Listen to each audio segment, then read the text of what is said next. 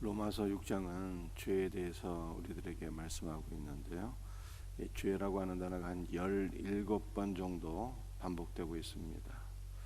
그만큼 죄에 관한 것을 우리들에게 보여주고 있는데, 특별히 우리가 죄와 더불어 어떠한 관계에 있는가라고 하는 것에 대해서 말씀하고 있습니다. 로마서 6장에 나와 있는 이 죄 문제를 우리가 먼저 이해하기 위해서는요, 로마서 5장 마지막 부분에 나와 있는 율법에 관한 것을 먼저 이해를 할 필요성이 있겠습니다. 로마서 5장 20절 말씀 제가 읽어드리겠습니다. 율법이 들어온 것은 범죄를 더하게 하려 함이라. 그러나 죄가 더한 곳에 은혜가 더욱 넘쳤나니. 아멘. 율법으로 인해서 죄가 더하여졌고, 이 죄 때문에 은혜가 더욱 넘치게 되었다. 이렇게 바울이 말씀하고 있습니다. 이것은 율법에는 두 가지 기능이 있다는 것을 우리가 보여주고 있는 것이죠. 율법의 두 가지 기능이 무엇입니까? 죄를 깨닫게 되는 거예요. 율법이 있기 전에는 죄를 지어도 죄인지를 알지 못했는데, 우리가 율법을 통해서 죄를 깨닫게 되는 것이죠. 살인하지 말라, 도둑질하지 말라, 간음하지 말라, 우상 숭배하지 말라, 이러한 모든 계명들, 율법이 들어옴으로 말미암아 우리가 죄를 알게 되고 죄를 깨닫게 되었다는 거예요. 율법의 두 번째 기능은 무엇인가 하면은 몽학선생이라는 것이죠. 내가 이렇게 죄인인데 내가 이제 어떻게 하면 좋을까? 이 죄를 어떻게 해결할 수 있을까? 이것을 우리가 고민하게 되고, 마침내는 내가 죄인인 것을 깨닫게 되며 이 죄의 처리를 위하여 우리는 그리스도를 찾게 되고 그리스도께로 나가게 되고, 그리스도를 의지하여서 그리스도로 인해서 우리가 죄를 사함받게 되니, 그러므로 결론적으로 율법 때문에 죄를 깨닫게 되고, 죄 때문에 그리스도를 가까이 하게 되고, 그리스도 안에서 죄 사함을 받게 되니 결론적으로 은혜가 더욱 넘치게 되었다. 이렇게 말씀하고 있어요. 그래서 이 바울이 6장 1절에서는 다시 질문하게 됩니다. 뭘 질문하게 될까요? 그런즉 우리가 무슨 말을 하리요? 은혜를 더하게 하려고 죄에 거하겠느냐? 이렇게 말해요. 율법 때문에 죄를 깨닫게 되고 예수님께 나가서 죄를 사함받으니 은혜가 넘쳐. 그래, 은혜가 더욱 넘치게 하려고, 그러면 너희가 죄 가운데 거하겠느냐? 은혜를 더욱 많이 받기 위하여 죄를 짓겠느냐? 이렇게 질문하고 있습니다. 이렇게 생각하는 사람들이 지금 초대교회 당시에 있었다는 거죠. 은혜를 더욱 받으려면 더욱 죄를 지어야 되겠다. 죄가 있으면 예수님께 가서 죄를 사함받고 은혜를 더욱 넘치게 받을 수 있다고 하지 않느냐? 그래서 바울이 이러한 엉뚱한 생각을 하는 사람들에게 얘기하는 것입니다. 은혜를 받기 위하여 죄 가운데 거하겠느냐? 이렇게 질문하는 거죠. 바울이 여기에 대해서 2절에서 답변을 줍니다. 뭐라고 답변을 줄까요? 그럴 수 없느니라. 죄에 대하여 죽은 우리가 어찌 그 가운데 더 살겠느냐? 그럴 수 없다는 거예요. 성도는 죄와의 관계에서 어떤 존재인가를 말씀하고 있는데, 성도는 죄와의 관계에서 우리는 죄에 대하여 죽은 자다, 이렇게 말씀하고 있어요. 죄에 대해서 죽은 자가 어찌 죄 가운데 거하겠느냐라고 질문하는 것이죠. 여러분들, 성도가 죄 가운데 죽었다라고 하는 것은요, 어떠한 의미가 있을까요? 우리가 죄로부터 분리가 되었다는 거예요. 그래서 죄는 우리에게 더 이상 어떠한 영향력을 미칠 수 없다는 것입니다. 성도는 죄 가운데서 이전에는 살았지만 이제 하나님께서 죄 가운데서 우리를 끄집어서 그리스도 안으로 옮겨 놓으셨어요. 죄와는 우리는 이제 아무런 관계가 없는 거예요. 죄는 우리에게 영향력을 미칠 수가 없어요. 우리는 그리스도 예수 안에 거하고 있기 때문입니다. 죄가 어떠한 영향력도 미칠 수 없대요. 그러나 여기서 다시 한번 질문하겠습니다. 예수님께서 십자가에 못 박히실 때 주님께서 어떠한 은혜를 베풀어 주셨을까요? 우리의 모든 죄를 십자가에서 다 처리해 주셨어요. 우리도 그리스도와 함께 십자가 못 박혔어요. 그래서 우리가 그리스도 예수와 함께 십자가 못 박혀서 죄에 대하여 이제 죽은 자가 된 거예요. 우리가 죄도 십자가에 못 박혀서 죄도 우리를 향하여 죽게 되어서 서로 죽었어요. 그리스도 십자가 안에서. 그리스도와 함께 죽어서 우리는 더 이상 죄를 지을 수 없는 존재가 되었고, 죄도 우리를 향하여 죽어서 죄도 우리에게 영향력을 미칠 수 없게 되었다는 거예요. 죄와 성도는 완전히 분리된 자가 된 거예요. 그렇다면 이제 질문합니다. 그렇다면 여러분들은 죄 짓지 않고 살고 있습니까?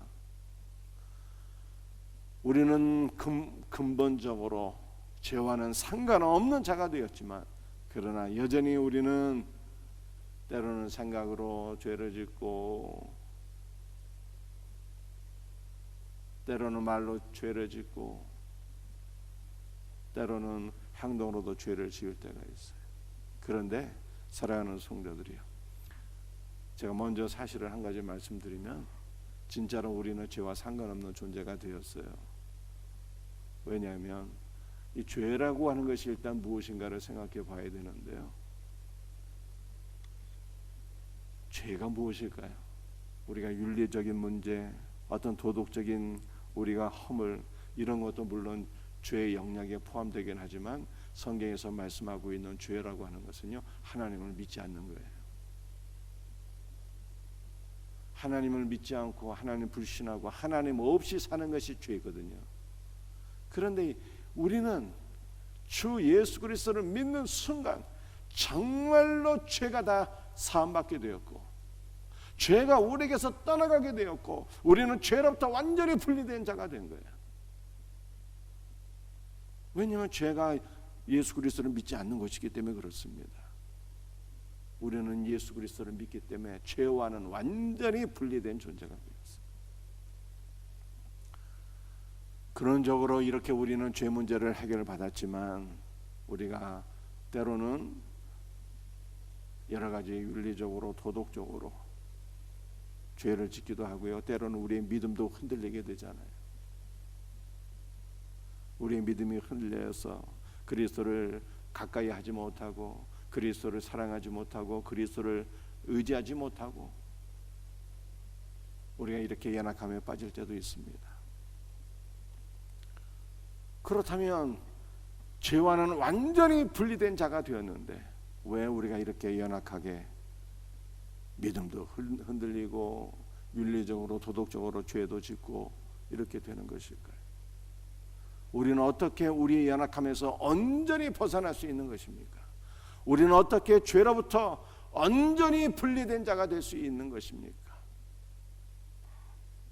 세 가지 영적 비밀을 로마서 6장에서 우리들에게 말씀하고 있어요. 첫 번째입니다. 11절, 이와 같이 너희도 너희 자신을 주에 대하여는 죽은 자요 그리스도 예수 안에서 하나님께 대하여는 살아있는 자로 여길지어다. 여기래요. 첫 번째는 여기는 거예요. 죄에 대하여는 죽은 자로, 나는 십자가에서 그리스도와 함께 죽었고 죄에 대하여 죽었습니다. 죽은 자로 여기래요. 그리고 하나님께는 살아있는 자로, 그리스도의 부활 생명을 받아서 거듭난 하나님의 자녀로 우리가 우리 자신을 스스로 여기라는 거예요. 그렇게 간주하라는 뜻입니다.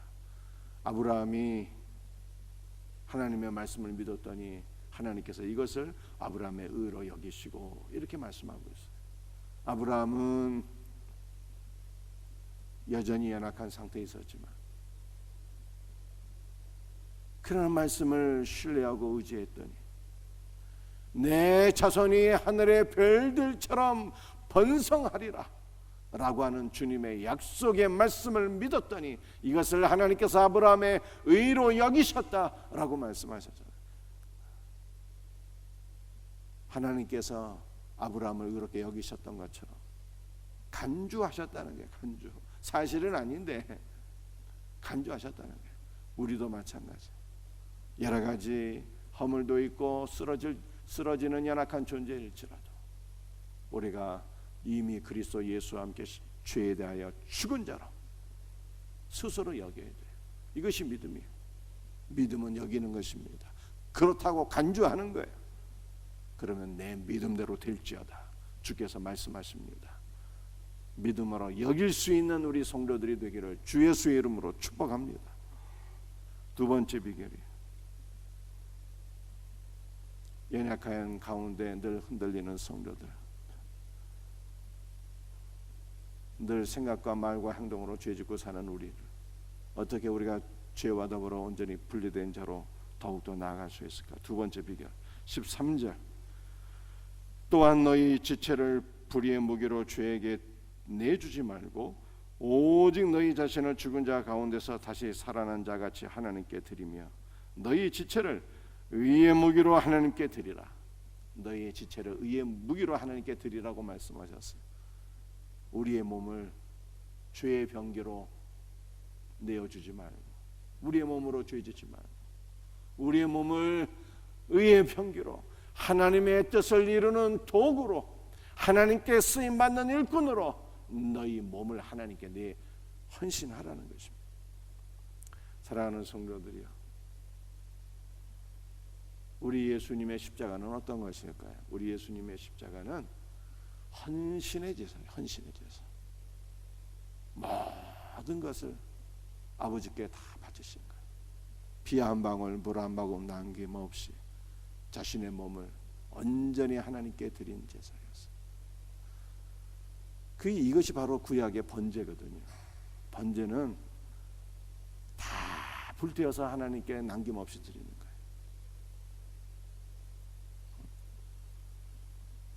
그래서 이 번제를 온전한 헌신의 제사라고 그래요.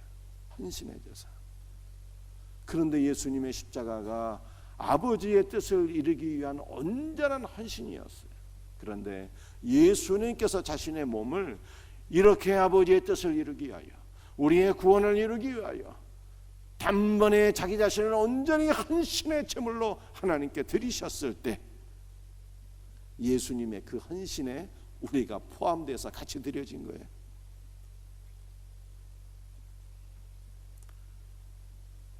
우리는 예수 그리스도를 믿는 순간 그리스도와 연합되어서 예수님이 우리 안에 거하시고 우리가 예수 그리스도 안에 거하고, 그래서 예수님께서 자기 자신을 온전히 헌신의 제물로 드릴 때 사실은요, 믿는 모든 성도들이 그리스도 안에서 다 아버지 하나님께 온전한 헌신의 제물로 다 이미 바쳐진 것을 믿으시길 바랍니다. 우리는 하나님께 다 바쳐진 자이기 때문에 어떻게 살아야 되는 거예요? 우리 자신을 의의 병기로 하나님께 헌신하며 이미 바쳐졌고 또 그렇게 살아야 된다는 것입니다. 사랑하는 성도들이요, 몸을 너무 아끼지 마시고 건강 있을 때 주님의 일에 우리가 더욱더 헌신하셔야 돼요.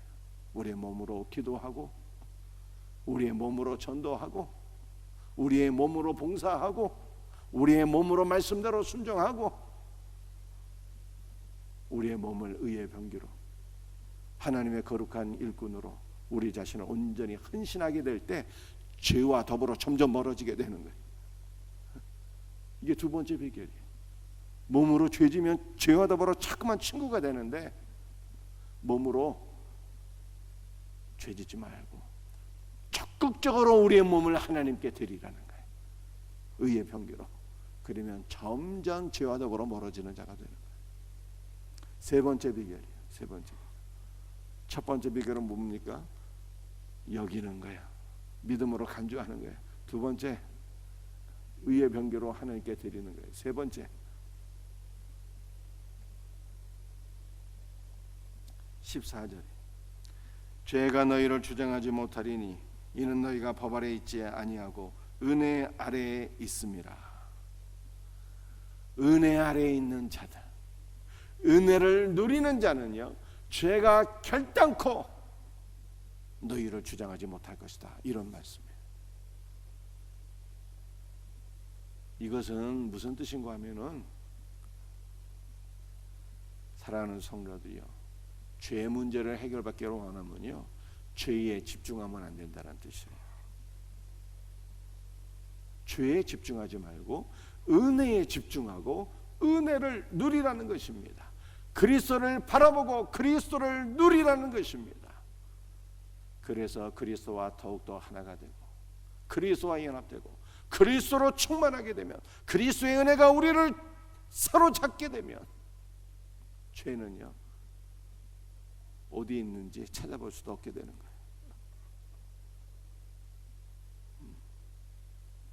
그러니까 많은 분들이 신앙생활을 하면서요 이 딜레마에 빠질 때가 있어요. 예수님이 나를 의롭다고 하셨는데 왜 나는 여전히 죄 가운데 거하고 있을까? 이렇게 자기의 죄 문제에 대해서 집중하게 되면 죄 문제가 해결이 안 돼. 어떻게 하라고요? 은혜에 집중하고 은혜를 누려야 되는 거예요. 그러면 죄가 우리를 주장하지 못하고 죄가 어디 있지? 다 잊어버리게 되고 찾아볼 수도 없게 돼요. 이것이 죄로부터 우리가 승리하는 세 가지 비결이에요. 세 가지 비결 다시 한번 복습할까요? 믿음으로 여기는 거예요. 나는 죄에 대해 죽은 자라고 믿음으로 여기자. 두 번째, 우리 자신을 의의 병기로 하나님께 드리자. 세 번째, 주님의 은혜를 누리자. 세 가지 비결이 이 놀라운 은혜가 우리 가운데 날마다 충만하기를 주 예수의 이름으로 축복합니다. 기도하시겠습니다.